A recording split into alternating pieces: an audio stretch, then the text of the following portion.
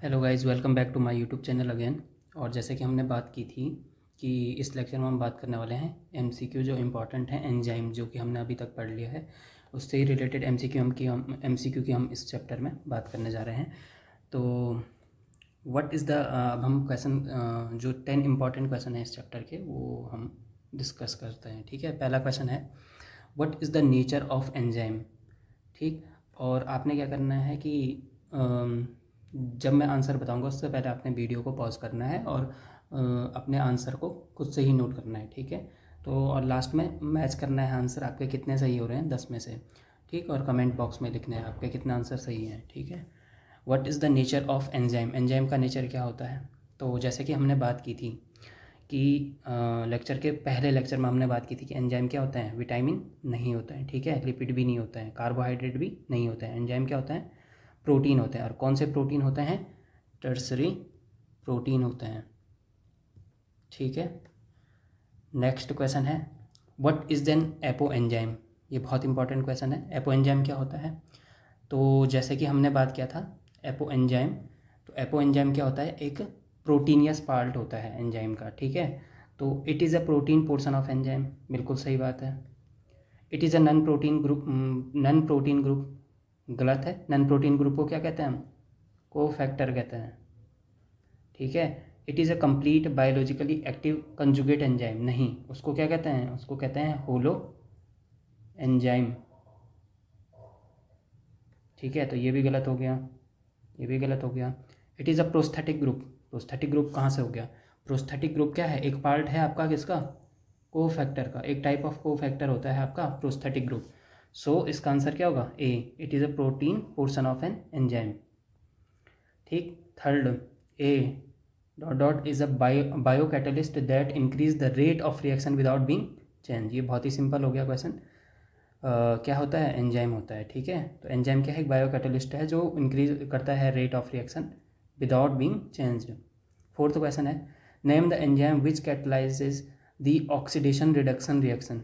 तो सिंपल सी बात है, ऑक्सीडो रिडक्शन जो रिएक्शन को करता है, तो ट्रांसएमिनेज नहीं होगा, ग्लूटामिन सिंथेटेज ये भी नहीं होगा, फॉस्फोफ्रक्टोकाइनेज ये भी नहीं होगा, ऑक्सीडो रिडक्टेज ये वाला आंसर होगा। क्यों, क्योंकि जैसे कि क्लासिफिकेशन ऑफ एंजाइम में हमने पढ़ा था ओट हिल लिल। ठीक है, oxido reductase, transferase, hydrolase, lies, isomerase and ligase. ठीक है, तो ऑक्सीडो रिडक्टेज जो फर्स्ट क्लास का एंजाइम है वही आपका क्या करता है, ऑक्सीडेशन रिडक्शन रिएक्शन करता है। तो इसका आंसर क्या होगा, D, oxido reductase. Next fifth question क्या है, which of the following reaction is catalysed by the lyses.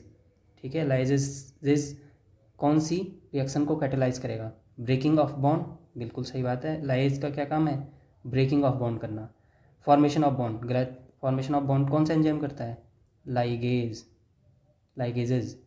ठीक है, इंट्रामोलिकुलर रीअरेंजमेंट ऑफ बॉन्ड ये भी नहीं करता, ये कौन सा करता है, आइसोमेरेज करता है।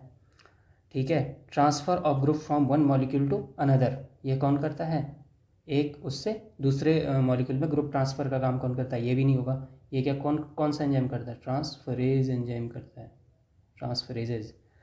ठीक है, क्वेश्चन नंबर 6, तो इसका आंसर क्या होगा, क्वेश्चन 5 का ए होगा, ब्रेकिंग ऑफ बॉन्ड। ठीक है, which of the following is incorrect for the lock and की मॉडल। अब लॉक एंड की मॉडल हाइपोथेसिस आपका क्या है, एंजाइम की एक्टिविटी के लिए है। ठीक है, तो it is a use to describe the binding, हमें क्या बताना है, इनकरेक्ट। तो it is use to describe the binding process, binding process को डिस्क्राइब करने के लिए यूज किया जाता है, बिल्कुल सही बात है। The active site of enzyme is complementary to the substrate, बिल्कुल वही लॉक एंड की मॉडल यही कहता है कि एक्टिव साइट ऑफ एंजाइम क्या है, कम्प्लीमेंट्री होती है सबस्ट्रेट के लिए। ठीक, जैसे कि एक पर्टिकुलर की के लिए, एक पर्टिकुलर लॉक के लिए पर्टिकुलर की होती है, तो वैसे ही पर्टिकुलर एंजाइम पर्टिकुलर सबस्ट्रेट के लिए होता है। ठीक, तो इसका मतलब यही है, तो ये बिल्कुल सही है, ये वाला भी हमें इनकरेक्ट बताना है। C, it demonstrate enzyme substrate complex, बिल्कुल सही बात है। जब आपका लॉक एंड की मॉडल में हमने पढ़ा है कि एंजाइम और सबस्ट्रेट आपस में कॉम्प्लेक्स बनाते हैं। Fourth, the binding site of substrate produces a conformational changes in enzyme, नहीं, ये तो एलोस्टेरिक हाइपोथेसिस है जो नई वाली है।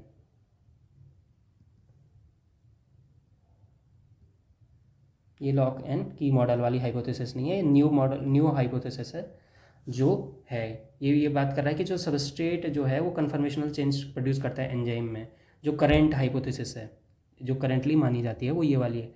तो ये लॉक एंड की मॉडल की हाइपोथेसिस नहीं है, तो गलत हो जाएगा ये। देन 7th क्वेश्चन क्या है, व्हाट इज़ एन आइसोजाइम्स। ये कल के लेक्चर में डिस्कस किया है, क्या है आइसोजाइम, क्या होता है। Iso means same, zymes means enzyme.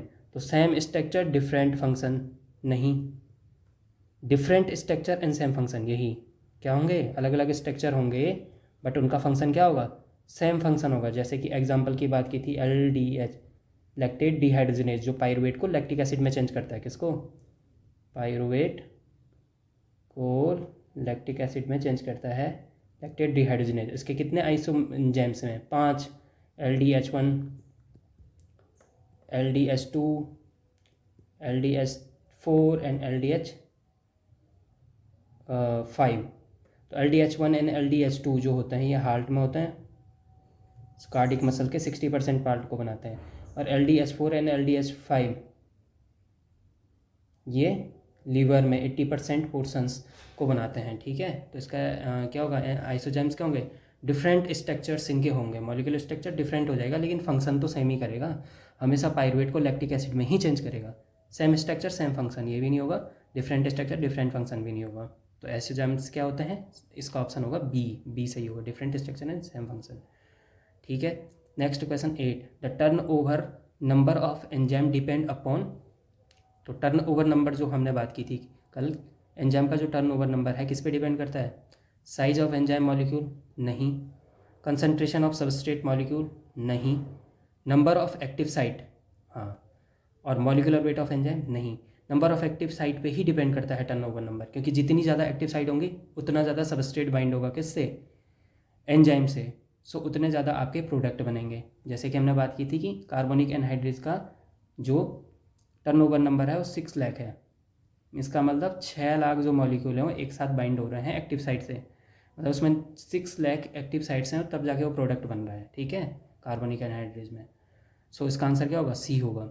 बहुत इंपॉर्टेंट क्वेश्चन था।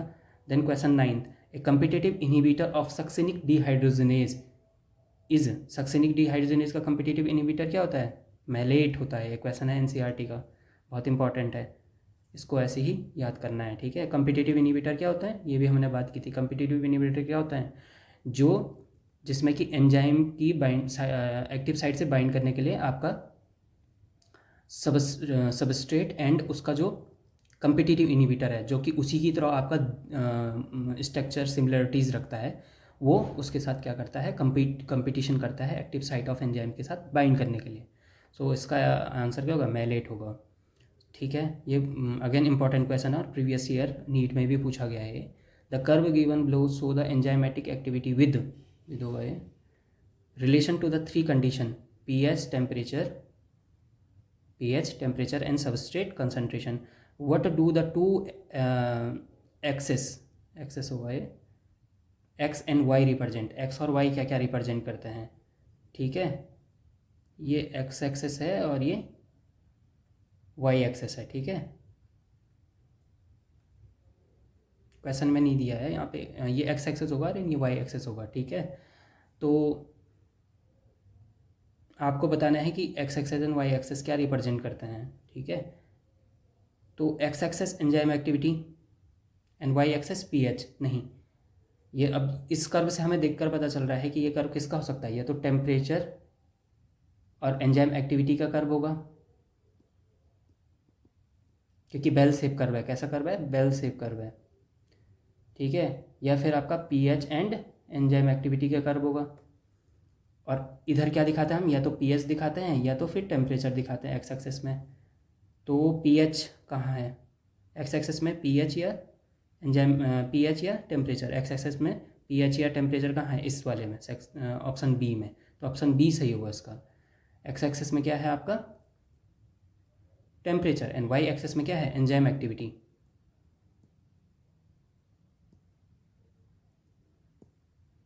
ठीक है।